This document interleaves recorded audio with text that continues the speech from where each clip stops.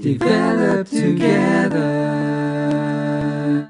Hello and welcome to another week of What If Wednesday. It's week number 12 this week, and we're really sort of pulling up the numbers. And the question for this week is, what if I focused more on the compliments I receive than the criticisms? We tend to just focus just on those things that work against us, even though we might be hearing lots and lots of really great things about us on a fairly regular basis.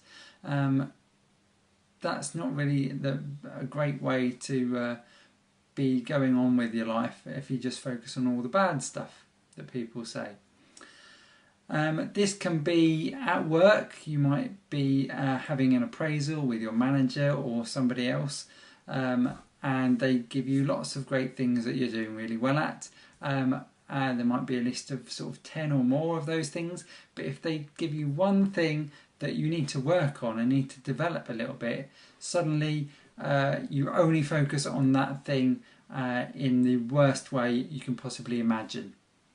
That's kind of exaggerating in your own minds for whatever reason. Sometimes it might be something that you're already aware of yourself that you need to work on, and so it sort of echoes that and makes it much bigger than you already thought it was. It could be friends and family. Those people that we're close to, the people that we love very much, they know of the right buttons to press to really stir us up and rile us up, and they often do that in jest. They're just trying to sort of have a laugh, have a joke around. So that is the way that it's best to view those situations. It is just done deliberately, just to wind you up, because they know that it winds you up.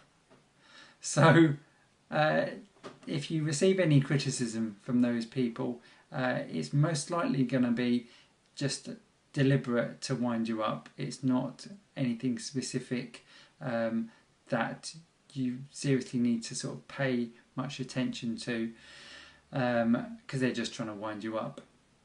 The last category I'm going to talk about is when you get criticism from strangers, and compliments as well. Both compliments and criticism that we receive from strangers, sometimes we place a lot more value on it because we feel it's more objective, because we don't know them, they don't know us, and they don't have to just say nice things to us because they know us. So we tend to place a higher value on compliments from those people, but also we place a higher value on the criticisms that we receive from those people as well. And it's interesting to wonder why that might be. Obviously, yes, we can say it's possibly because they could be more objective, but they don't know us at all. They don't know the background information of whatever it is that they are either complimenting or criticising us. So this can swing both ways.